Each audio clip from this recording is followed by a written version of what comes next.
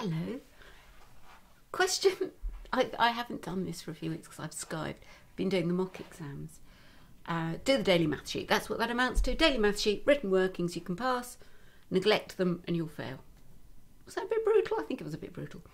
The question that has been coming to the forefront of a number of children at the moment is, why am I doing this? And parents as well. They want to say, I'm not doing it for my own benefit. And the children are thinking, well, whose benefit are you doing it for? And they've got a point. So I don't know. You could look into your heart and say, why am I doing this? And I think that the honest truth will be, I don't know. And how can you know? Doesn't change your stars, passing 11 plus. My husband failed, he's a doctor. I passed, I'm a housewife with a big bottom. I must phrase that less delicately. So, you know, so it's not about your future. It's about, I think, two things. In terms of getting on with work, do as you're told when you're told. Your parents do actually know what they're doing on a lot of things. If they say jump, jump. Don't stop and negotiate. There are times to stand up to your parents. This isn't one of them. And the other is just about an attitude of mind, really, an attitude of gratitude. Your parents are giving their time to you, and enjoy that. Why make it into a row if you could enjoy it? Seems a nuts sort of way of doing things. I had a boy that I taught a few years ago, lovely boy. He wanted to go to one of the other schools around Bishops. He should have gone to Bishops, he was a bright lad. He didn't go because he decided he was going to go to one of the other schools, which is a good school, with all of his friends. His friends didn't have that same loyalty to him, and so they did go to Bishops, the local grammar school, whilst he went to the other school without his friends. And I still feel bad about that. And I don't know, I still haven't worked out in my head what I should have done. You know, when things go round and round in your head, what could I have done? And on that one, I still don't know what I could have done or should have done. So that's... Give it a go. If you get to the grammar school and you don't like it, you can leave. Don't aim to go to a school with your friends anyway. In September, I have a path beaten to my front door by previous year's pupils whose friendships are blowing apart, and it breaks their hearts, and they just sit there and they cry. And I get out the cocoa and the marshmallows, because it's got to be the solution to everything, and they cry, and I cry because I see them cry. And so don't, you know, just, if you value your friendships, if they are friends that you want to keep for life, give them space. Don't be a millstone round their neck. Give them space. Allow them to go somewhere else, into another class, make other friends, and then you'll preserve that friendship forever. That's a mark of a true friendship. It's when you're not clinging to each other, because that's just strangulation. Let them go. They will come back to you, and it will be a truer and stronger friendship for it. So that's the friendship things. But actually, so that's a lame excuse, really. I want to go with my friends. Doesn't hold water.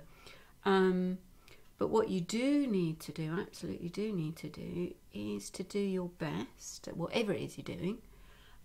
Or if you're not doing your best, saying, I'm not doing my best because I'm doing this, you know, prioritise. And then also you need to just trust your parents. They're not idiots. And actually they're kind of nice for the most part. Parents are nice. There are horrible parents. There are parents that do horrible things. Making you brush up on your fractions isn't one of those horrible things. Truly it isn't. So just do as you're told when you're told. And do I understand the frustration? Oh, look at that. My new trackpad thing, I've got jam all over it. How? I haven't even had jam. Perhaps it was something else. Looks like jam. I'm trying to do internet classes that go with the, you know, the scholars' books, these things. And I forget what I'm doing. I leave it for a month because when I do the mock exams, it's full-on mock exams. Yeah, from about 6:30 in the morning till about 10:30 at night for about 4 weeks. including the weekends, full run through.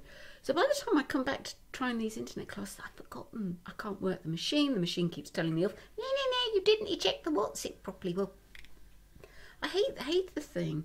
And I get these really violent urges. And you know what? My husband, God bless him, was so patient. I mean, I came down so that we could get on with some stuff. And do you know what happened? All sorts of things happened. It all went wrong because I'm an idiot, basically. And he just plods on through. And this has been going on for months, and I really don't. Every time I think I've turned a corner, yes, we can get on with it, the light at the tunnel just gets further away, further away, further away, all the bloody time. And I just end up feeling a prat because I've persisted. So I don't know how to keep you going. I really don't. But I can honestly say I understand how that feels, because that's how I'm feeling now. You keep trying. You're doing your best. It doesn't work. You try another way. You do your best. It doesn't work. I mean, for instance, I had a red jumper that I brought down with us so that I could put it on. It completely threw the colour balance. So we nipped out and I got this, and it's a bit draining, isn't it? I mean, it's not good. It looks like I've nicked it off a local fisherman. And if you notice that the light keeps changing as the sun goes in and out. You'll leave it as it is. So, persevere, my darlings. Persevere. It may not be pretty, it may not be fun. There will probably be 1 or 2 mega, truly sordid rows with your parents. Why? Because they love you. That's why. Now, you don't have to like it. You don't even have to believe it. But I do know that when you have children, there'll come a time when your kids will need a mega row, and you will not walk away from that. You've seen children at school where the parents have never confronted them. Has it done them any favours? No, it hasn't. Have they become nicer people? No, they're not. Have they, are they working harder? Are they just more positive? No, they get to be little gits. Am I allowed to say that? So you've seen what that works. Your parents aren't taking that course. They're up for the fight. So, be grateful. Attitude of gratitude. Smug, isn't it? Right. Lovely chatting. Have a brilliant weekend. Bye.